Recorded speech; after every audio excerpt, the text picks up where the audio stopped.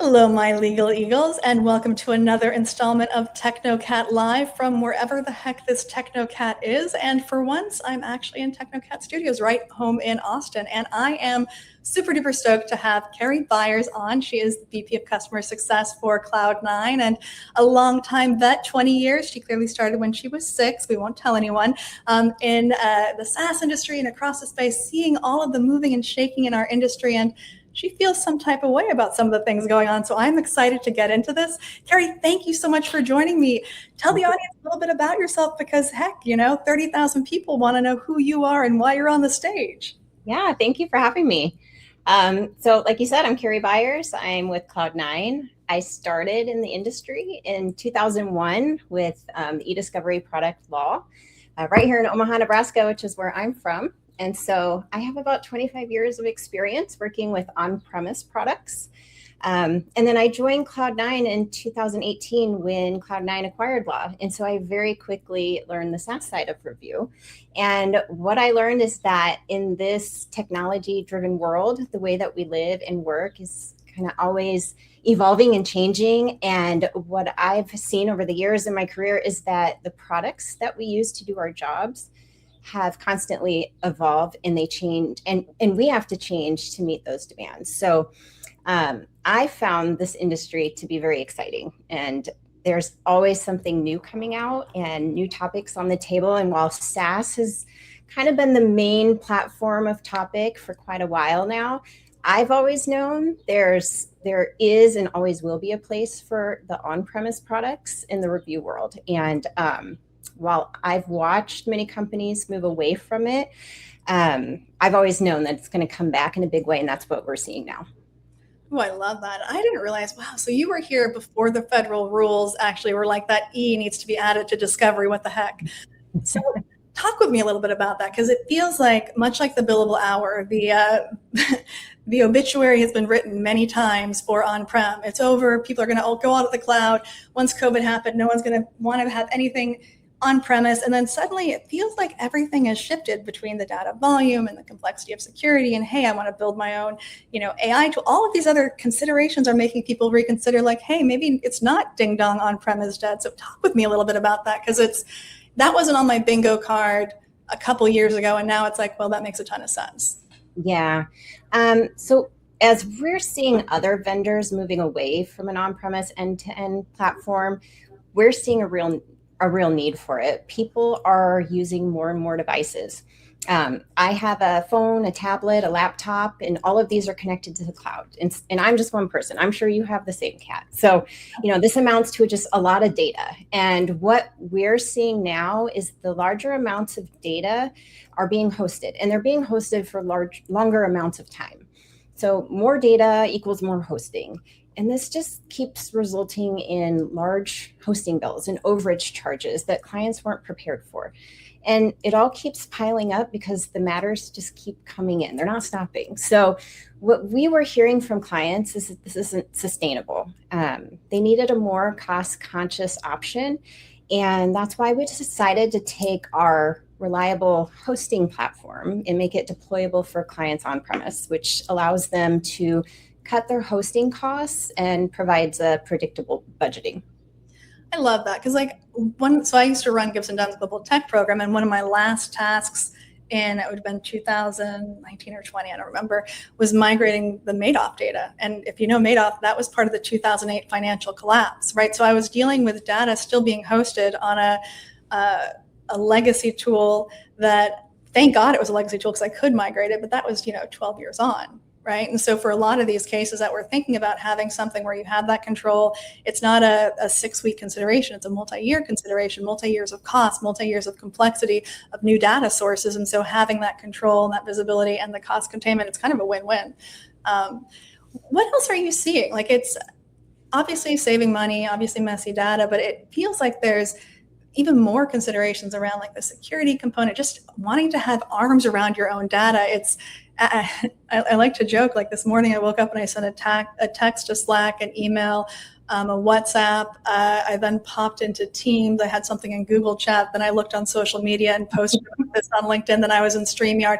That was in a 30-minute window, and I'm not even trying to hide what I'm doing. So if you wanted to track this, like, it would be herding cats on crack to be able to figure out what I did if I was a bad actor. I can't even imagine for the clients now. Yeah. Well, there's kind of like four main business objectives to moving to, or even just adding on-premise review. There's cost containment, like you said, predictability, cost center to profit center, and security and reduced data movement. The first one that I mentioned was cost containment.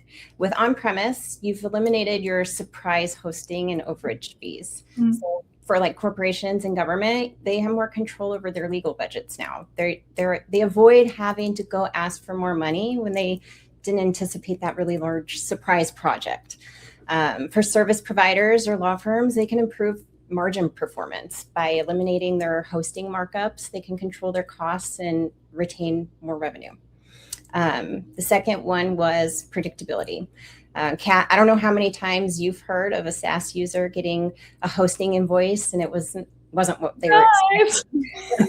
They didn't realize the file they handed over was going to expand much larger than they expected, or they ended up with more devices than they budgeted for, things like that. So with on-premise, they looked at their Slack data and they're like, oh, it's barely a gig. Yeah. Yep. So exactly. On-premise gives you predictability. You don't have those surprise hosting or overage fees. Your operating expenses up front, and that simplifies your annual budget forecasting for corporations and government agencies. And for law firms and service providers, it creates pricing stability, and it allows for more strategic fee arrangements with their clients. And it just really makes doing business easy.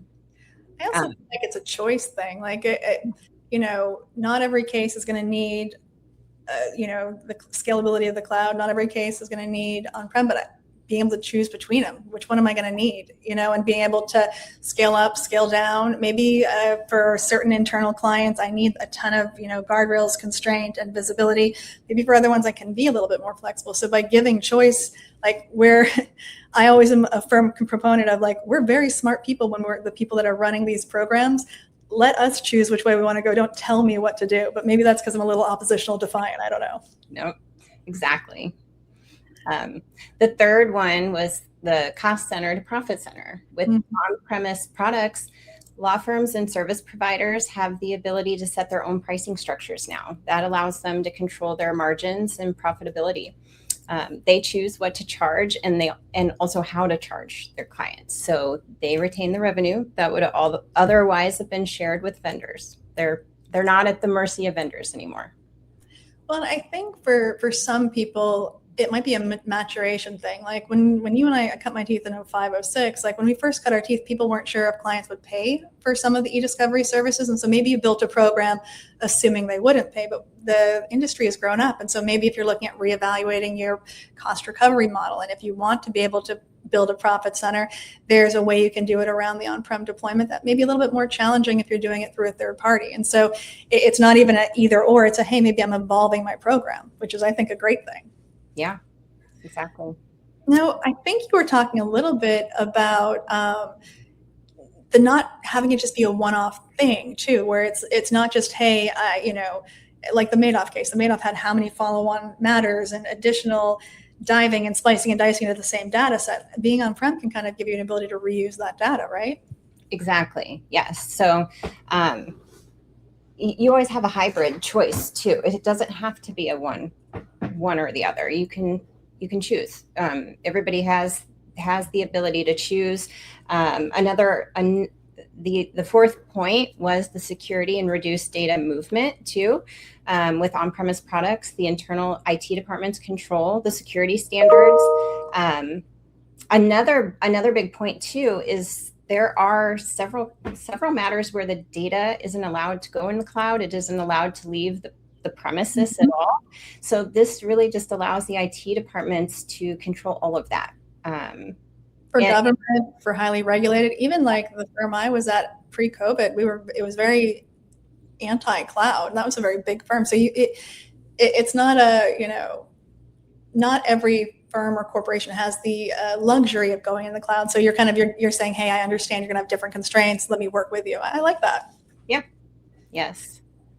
Now, I think you wrote there's a white paper about it. So I'll add that as a link in the comments. But one of the things that caught my eye is how much you were able to save for some of your clients. It was really interesting because it's not just more freedom of choice. It's actually when the rubber hits the road, there's like legit benefit, right? Yeah. So we've been talking to a lot of, government agencies, law firms, corporations, service providers, and about what is the right move for them? Is it hosting? Is it on-premise? Is it hybrid? And there's been a recurring theme that we've found just by looking at their data and kind of going through. And just recently, I'll give you one example, and we've seen this over and over and over. Just recently, we showed a client that by moving just two of their large dormant matters, two matters that they're not even in right now. They're hosting, but they're not really doing anything in them right now. Just by moving those two dormant cases from a SaaS product to an on-premise product, it would save them in year one $300,000 just in year one. And that was after purchasing Cloudnine Review. They would still save $300,000 in year one. I just love seeing there's you always think of especially with these older cases, hey, there's something I can be doing that's going to make it bring me up so I can spend maybe if I want to bring in a new AI to whatever the case maybe. Exactly. No, yeah. I love it. Well, yeah. I did warn you, right? I warned you that you were a little nervous, hey, I don't talk a lot. Trust me, it's going to feel like a marathon. You're going to blink and realize it's a sprint. We're actually rounding the corner, the final curve of our sprint to the finish line. And it is my time for my favorite question, which I did brief you about. I don't always brief people. I sometimes forget, and then they look at me like a deer in the headlights. So I'm working on it. But what is your mic drop moment? So someone meeting you for the first time, hearing about Cloudnine, hearing about you for the first time, because we're going to have people that maybe they know what company you were at, maybe they know me, maybe they just accidentally slipped, tripped, and scrolled, and this popped up, and they're like, what is this hot pink chaos with two blonde ladies? I need to learn more about it. So what is your mic drop moment for them? So one thing, my takeaway from all of this is one of my favorite things about my job is the customer success side. I think customers of any business, they should not only get a great product, but they should get a great team to rely on. Everyone at Cloudnine, on Cloudnine's leadership team, has over 12 years of experience in the industry, and we all come from different backgrounds. So we have a very diverse outlook on the market and what people are looking for. And one thing I love about Cloudnine is that we all really listen to our clients and value their feedback. So every time we're given a feature request, it's recorded and it's ranked. And so then anything that's added to our products is based on the feedback that our clients have shared with us. And then another thing is we're one of the few companies left that is not on a ticketing system. So you don't wait 48 hours to hear back from us. You actually get a phone, you're on the phone with us for support, for troubleshooting. We walk our clients through workflows. We hold the hands of new users. So we're very, very hands-on. So really the takeaway that I want to leave is that anyone can have a great product, but without a great team to support it, how good is it really? And with Cloudnine, is made of a great team who supports great products, which is why I truly enjoy my time here and why I'm very, very excited about the release of Cloudnine Review on-prem. Oof. So not like Soylent Green, but a little like Soylent Green, it's people, right? Well, I love to hear that. Now, if someone wants to know a little bit more about Cloudnine, what's the URL they should type in? It is www.cloudnine.com. Perfect. And if they want to learn more about you, it's KariByers on LinkedIn.